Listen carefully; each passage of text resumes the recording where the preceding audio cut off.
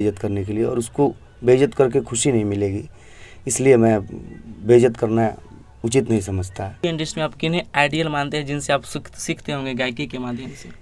नो doubt Shri Pawan Singh ji के झगड़ा, वो झगड़ा नहीं है, कलाकार में वो मूवमेंट बन जाता है, तो थोड़ा बहुत एक दूसरे को आदमी बोल देता है। और हमसे लोग पूछते हैं कि आप चुप काहे रहते हैं, आपको कुछ भी बोल देती हैं जो भी आपके साथ गाती हैं, लेकिन ये भर भोजपुरी जाना था। एक दूसरा के बारे में अगर कहल जाए तो कलाकार भी श्री पवन सिंह जी की इज्जत करे लोग। हाँ, ये केहू कहे कि हम पवन सिंह नहीं जाना तो ओकरा से बड़ का कोई नहीं हो सकता। मूर्ख ना कहो, ओकरा के दूसरे भाषा में कहो।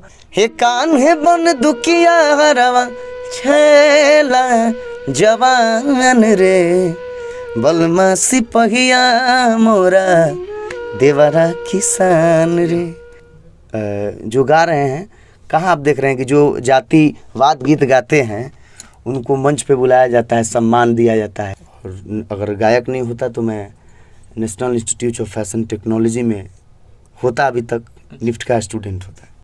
नमस्कार भैया, मैं हूं सोनू सत्या और आप सब देख रहे हैं साई न्यूज़ सीरीज। तो आज हम आप लोग को मिलाने वाला हूं और शायद आप लोग देख भी रहे हैं चंदन यादव जी को, जो कि स्टेज स्टार, बहुत ही अच्छे चेहरा, जो कि आप लोगों ने काफ़ी भैया को प्यार सपोर्ट दिए, गाना काफ़ी अच्छा रिस्पांस मिला आप लोग के वजह से। और आप लोग का कहीं ना कहीं कमेंट भी रहता है, मन भी रहता है कि भैया का इंटरव्यू जाने, भैया के लाइफ के बारे में जाने, इनका क्या फिल्म, क्या गाना, कौन कंपनी से कहाँ कहाँ कैसे क्या रिकॉर्ड होता है, सारा जानकारी आज देने के लिए मैं भैया के पास हूँ। तो भैया, साई न्यूज़ सीरीज चैनल में आपका स्वागत है। साई न्यूज़ सीरीज चैनल देखने वाले सभी दर्शकों को मेरा प्रणाम। चलिए भैया, सबसे पहले आप अपने ऑडियंस को बताइए, आप रहने वाले कहाँ के? वैसे मेरा जो जन्मस्थल है रोहतास ज़िला में एक थाना आता है राजपुर से 3 किलोमीटर दूर एक गाँव है अमाड़ी, बालचंद्र टोला। और वैसे दादा परदादा डेहरी ऑनसोन में भी रहे हैं, डालमिया नगर में, तो वहाँ भी कह सकते हैं, वहाँ भी पालन पोषण हुआ है। आपको भोजपुरी इंडस्ट्री में कब और कैसे एंट्री हुआ?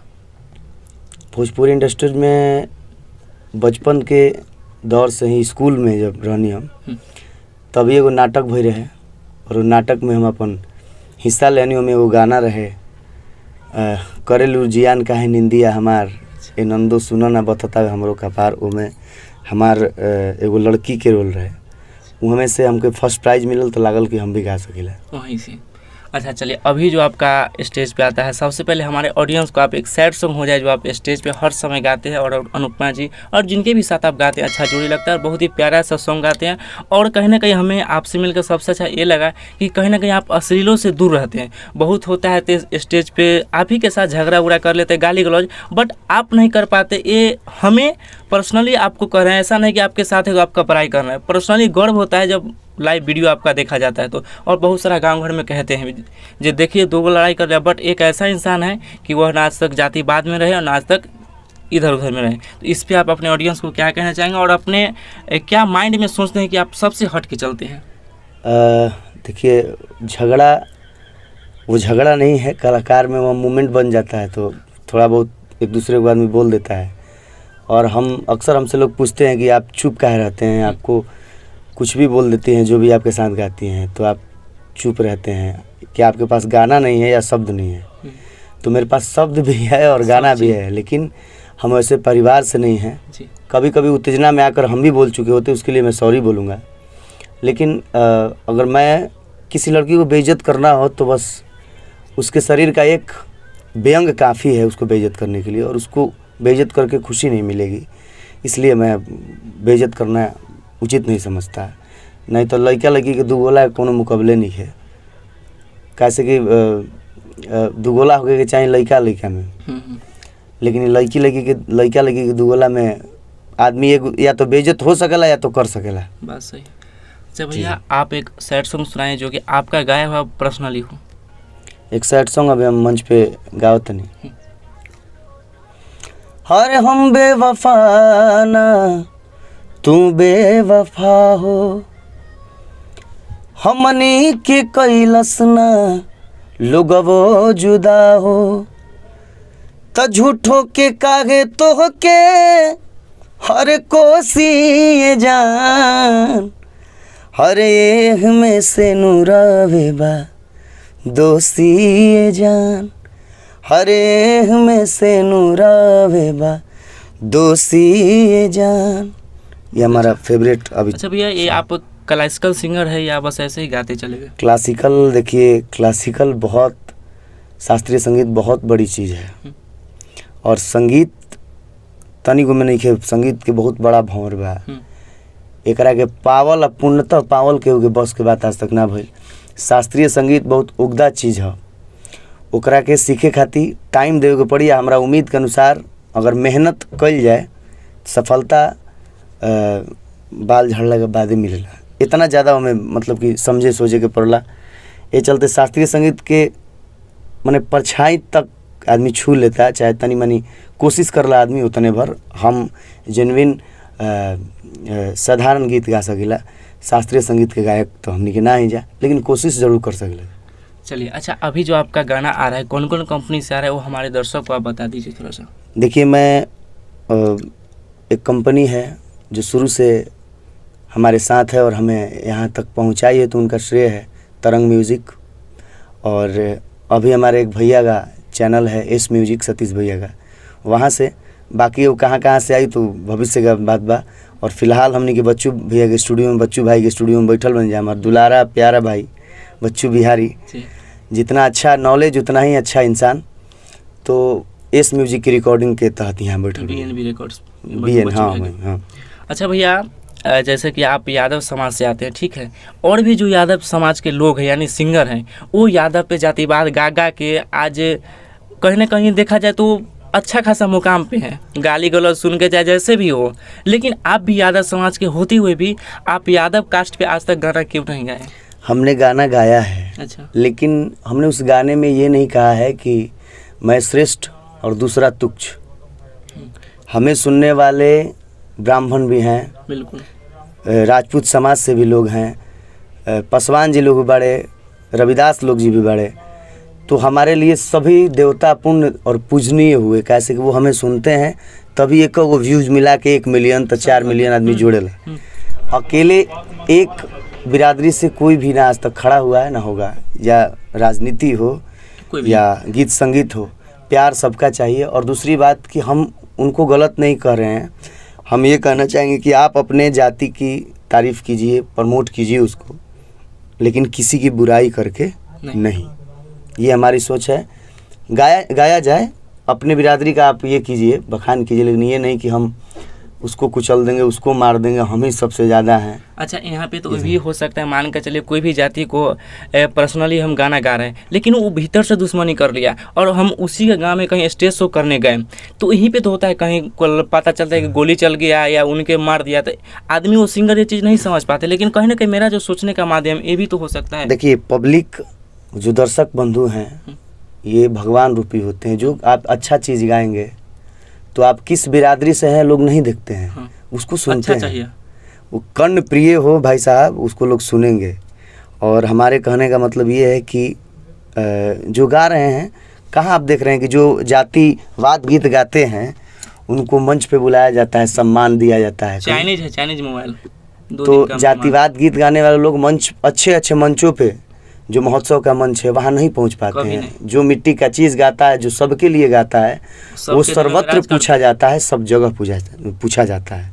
इसीलिए मेरा सोच है, और आज के आने वाले मेरे भाई जो अब संगीत क्षेत्र में कदम रख रहे हैं, उनसे एक हाथ जोड़ के प्रार्थना है कि आप लोग जेन्युइन साधारण गीत गाएं। गीत संगीत मने मतलब किसी को सुन के प्यारा लगे, उसको नींद आ जाए, उसका सारा टेंशन खत्म हो जाए, वो गीत संगीत है। बिल्कुल, यही उम्मीद रहेगा आपसे भी भैया, लाइफ में कभी ऐसा गलती ना कीजिएगा। नेक्स्ट बात रह गया कि आप गायकी के साथ साथ और भी कुछ फिल्म में कदम रखना सोच है कि बस ऐसे ही सिर्फ गाना ही गाना? देखिए, हीरो सभे बनल चाहता है। हाँ। और हीरो बनल तरक्की सबके पसंद है, लेकिन एक्टिंग भी कोई तुच्छ चीज़ नहीं है। अभी के दौर में लोग भोजपुरी में कुछ बड़े भाई सीनियर लोग हैं जो जिनको मैंने बहुत प्यारा लगता है, लेकिन कुछ लोग अपना मनहू से हीरो बनल है। हीरो मतलब ठीक बटे, एक्टर मतलब वो एक्टिंग होना चाहिए। ये नहीं कि हम लोग कैमरे के सामने आके और जो भाषा सुनने वाले लोग हैं उनके सामने मजाक का पात्र बन जाए, हंसी का पात्र बन जाए। एक्टिंग जब तक पूर्णतः हम नहीं अपने आप में समझ लेते हैं कि हाँ मैं अब कर सकता हूँ, तब तक कदम मैं नहीं रखूँगा। संगीत गाना बजाना चलत रही, धीरे धीरे सिनेमा के जो दौर बटे, आप वो लायक बन जाइए, आपके पास सिनेमा दौड़ के चले। सही बात है। अच्छा भैया, अगर आप शायद गायक न होते तो अपने लाइफ में दूसरा कदम क्या अपनाते? गायक न होता तो मैं एक चित्रकार होता। अच्छा। क्योंकि मेरी पहली हॉबी और ये गॉड गिफ्टेड चीज़, मैं पेंटिंग बना लेता हूँ, स्केचिंग कर लेता हूँ, चित्रकारी कर लेता हूँ। और मैं यहीं करने के लिए पटना आया था, निफ्ट की तैयारी करने के लिए। अच्छा। लेकिन लत भगवान जहाँ जौना और खींच के ले जाले। संगीत का जो कहल जाला कि लय के लकवा ऐसा है कि मार दी तब मरते दम तक ही छूटे वाला नहीं है। संगीत के ऐसा रोग है। कैसे कि संगीत देखल जाए तो दुनिया में आज संगीत से हर चीज़ संभव बाटे, इलाज हो रहा बा। तो ये ऐसा लत है कि लग जाएगा तो भैया छूटने वाला नहीं है। अभी भी मेरा चित्रकारी का दौर, कभी कभी मैं पार्ट टाइम बनाता रहता हूँ जब मैं अकेले होता हूँ। और अगर गायक नहीं होता तो मैं national institute of fashion technology में होता, अभी तक लिफ्ट का स्टूडेंट होता। चलिए, अच्छी बात है। अच्छा, नेक्स्ट प्रोजेक्ट जो आ रहा है मतलब किस तरह का आने वाला है, कुछ दर्शकों को बताइए। मैंने देवी गीत गाया है, और देवी गीत वो टाइप के गईले बनी जोना के सुने से देवी माई के अलख जागे, यानी देवी पचरा जोना कहल जाला। देवी पचरा मतलब मिट्टी के जुड़ल चीज़ जो पहले पूर्वज लोग मंदिर पर बैठ के लोग गावत रहे, वो तरीका के गीत अब के गईले बनी। धर्मवीर अकेला जी के लिखल, तरंग म्यूजिक से आई। आपको भोजपुरी इंडस्ट्री में आप किन्हें आइडियल मानते हैं जिनसे आप सीखते होंगे गायकी के माध्यम से? नो डाउट श्री पवन सिंह जी, एकदम बेस्ट। और गायकी के मायने में माने जाते समझ गए। बड़े भाई खेसारी भैया भी हैं, उनसे भी हम लोगों ने कुछ सीखा है, लेकिन बचपन से सुनते आए हैं पवन भैया को। और गायकी के तहत वनली वन, हाँ, सबके आवाज़ में सब कुछ सूट नहीं करता। अब भैया जो गावे पवन खेसारी भैया, तो खेसारी भैया के डांस के भी कॉपी हमने कैले बनी सब, कैले बन हद तक। हर एक लोगों के पास हर बड़े भाइयों से हम लोगों ने कुछ कुछ सीखा है। गायकी का दौर जो सीखा हम लोगों ने भैया से सीखा। लाइव गाने का जो प्रचलन चला हमारे खेसारी भैया ने चलाया, और बहुत सारे लोगों का पेट चल रहा है उनके गायकी के तौर तरीके से। पवन भैया के मतलब कि गावे के तरीका, उनकर मेहनत देख के मेहनत से किया जाए। अच्छा भैया, जैसे कि आपने बताया कि पवन सिंह अच्छा गाते हैं, सब चीज़ जानता है, लेकिन यहीं पे कल परसों 2-3 दिन का मामला है जो अक्षरा सिंह और आमिर खान जी इंटरव्यू हो रहा था, उन्होंने बताया कि खेसारी जी नंबर 1 है गायकी। ठीक है, उनकी आत्मा से नंबर 1 है, लेकिन इस पे आपका कुछ विचार है तो हमारे ऑडियंस को बताइए। देखिए, क्या विचार देंगे हम, अपना अपना तरीका है। अगर कोई जान के अनजान बने तो उसके लिए मैं कोई प्रतिक्रिया नहीं दूंगा। अक्षरा सिंह जी का अपना सोच है, लेकिन ये भर भोजपुरी जाना था। एक दूसरा के बारे में अगर कहल जाए तो कलाकार भी श्री पवन सिंह जी की इज्जत करे ला, हाँ, और हम सुने ला लोग अंतरात्मा से सब लोग जानते हैं। लेकिन हमें लगता है कहीं ना कहीं वो छोड़ दिए, इसके वजह से ऊपर के मन से खेसारी जी के बड़ाई करते हैं, गुण गाते हैं, लेकिन हमें लगता है कि अगर सोते होंगे तो हेडफोन आकर जरूर उनका गाना सुनते होंगे। अरे भैया देखो, वो का पर्सनल बाटे, वो लोग के बारे में, झगड़ा के बारे में तुम कुछ नहीं बोलो, लेकिन इतना जरूर जानते नहीं कि नज़रअंदाज। अब एगो का कौन नाम है, एगो टैटू वाली लड़की भी है, जितना महत्व भोजपुरी में खेसारी भैया रखत है उतना ही महत्व पवन भैया भी रखत है। भोजपुरी के 2 खंबा, ओकरा बाद कल्पना दीदी, ये लोग भोजपुरी के धरोहर हैं जी। किसी के ना कहने से इनका मर्यादा खत्म नहीं होता है। 3-4 गो दिनेश लाल यादव, निरहुआ भैया, भोजपुरी के लिए बहुत कुछ करने वाले हमारे बड़े भाई, ये मनोज तिवारी भैया, रवि किशन भैया, सब लोगों ने एक अपना योगदान दिया है। कि वो कहे कि हम पवन सिंह नहीं जाना तो ओकरा से बड़ का मूर्ख ना कहो, ओकरा के दूसरे भाषा में कहो। वो के नहीं जाना, सब जानता है, बच्चा जानेगा। के नहीं जानत कि भोजपुरी में पवन सिंह कौन है। हम सुपरस्टार उसी को मानते हैं। एक छोटे बच्चे से अगर अभी पूछिए ना ये कौन है, कभी कभी हमको देखने में आता है तुमको क्या बनना है, तो हमके पवन सिंह बनेगा, तो अगर क्या बनेगा तो खेसारी बनेगा। तो ई स्टारडम के एगो चिन्हा है। बच्चा तक जेकरा दिल में घुसल बा, बच्चा के दिल में अब लोग नज़रअंदाज करता है मीडिया के सामने। और हाउ कहती है जे लड़किया कि हम पवन सिंह कौन है, ये कितना गंदा चीज़ है। बताइए। भोजपुरी में बड़े भोजपुरी बोलत तड़े तो पवन सिंह के तो दादा जानत हुई हैं। वही में कुछ खेसारी जी के जो लोग हैं वो सपोर्ट करते हैं कि नहीं जाना तो नहीं भैया भी देखिए वो भी ऐसे इंसान नहीं है, बीचावा में जो नहीं बड़ा सब भड़ुआ ना। देखिए बताते दोनों स्टार मिलते हैं तो भाई भाई है, बट यहाँ के जो नीचे का जो चमचा कुछ लोग हैं वो उनसे भी बड़का स्टार दोनों लोग इतने हल्के नहीं हैं कि हाँ। छोटी छोटी बातों पे विवाद नहीं करें। लड़े, हाँ, अब रउआ हमरा भी यही नहीं कह देनी कि बच्चू तारा बारे में हई कहत ले न ले। हाँ, ये चलते झगड़ा होला, ये दोनों लोग अपने अपने काम में है। इतना व्यस्त है कि झगड़ा का टाइम बा। कोई एक ई भी बीचवा में जो लोग हैं तुक ना, छोट वो बड़ा जे भड़ुआ बड़ा सा उनके वजह उन्हीं के चलते ही सब होले। अब कोनो बात नहीं है, कुछ यूट्यूबर लोग है हाँ, जो उनकी उल्टा वजह से। पुल्टा चीज डालता है। सही बात है। जी यही कारण है, और नहीं तो कोई कलाकार भोजपुरी में, कलाकार मतलब दिल के इतना कोमल कि दूसरा के दुख देख के रोवल ना तो कलाकार हो ही नहीं सकता। सही बात है। तो झगड़ा काहे ना करी। कभी नहीं। हाँ गलत चीज के विरोध कईल जरूरी बाटे, हम कोई बनी। हम देखिए हम सच्चाई कहतनी कि न्यूज़ में रिपोर्ट वाला हम काम ना करी, लेकिन आप हमरा अच्छा लगनी है आप लोग के हम अपन इंटरव्यू देतनी ना, तो कुछ लोग आवेला और पर्सनल क्वेश्चन पूछेला, तो ये सब गंदा चीज़ है कुछ। और ही मीडिया वाला जो चिल्लाता रहे सो जनते बनी, इतना बेहतरे चिल्लाता है लोग कि अगर बगल से कोई गुजरे तो डेरा जाए। कौन नाम बना दीजिए। भोजपुरी मतलब संस्कार, भोजपुरी मतलब अपन परिवार होला। ये नहीं जो झगड़ा तो लगावत तरह से झगड़ा कहाँ होता है। भैया जाते जाते आप पवन सिंह को मानते, पवन भैया के एक प्यारा सा कोई गाना जो पुराना अभी का ना 2-3 साल पहले का फिल्म में जो आता था भैया बहुत बचपन में वो गीत गौले रहा कि कान्हे बन दुखिया हरवा, कान्हे बन दुखिया हरवा, हे कान्हे बन दुखिया हरवा, छेला जवान रे, बलमा सिपहिया मोरा, देवरा किसान रे। ये गाना भैया का मैंने हम दिल से सुनता, अभी इस कान में लगा के सुनते हैं कभी भी जाते हैं। और अभी तो दौर में जौन जौन गीत आवत था, खेसारी भैया के भी वो बहुत अच्छा गाना लागल, हारमोनिया वाला हमारा खूब बढ़िया लागल वो गाना। कहीं अच्छा ये रुआ जौन कोको कोला बाजल, ये बाजला के पीछे कारण बा कि कोको कोला में कहीं अश्लीलता नहीं है। माई बहन भाइयन के सामने भी डांस करतरी सब तो अच्छा लगता है, अरे खुशी के बात बा। और गाना भी बाजता तो एगो प्यारा गाना बाजता, झूमर एकरा कहल जाई। जैसे नई झुलनी के छैया बलम दोपहरिया बिताइला हो, ये सब गाना भैया गइलन प्रमोद भैया, ऐसे हृदय प्रिय हमारे बड़े भाई हैं प्रमोद भैया, क्योंकि हमें मार्गदर्शन भी कराते हैं और उनको दिल से बहुत मानते हैं, बड़ा भाई माना जाए।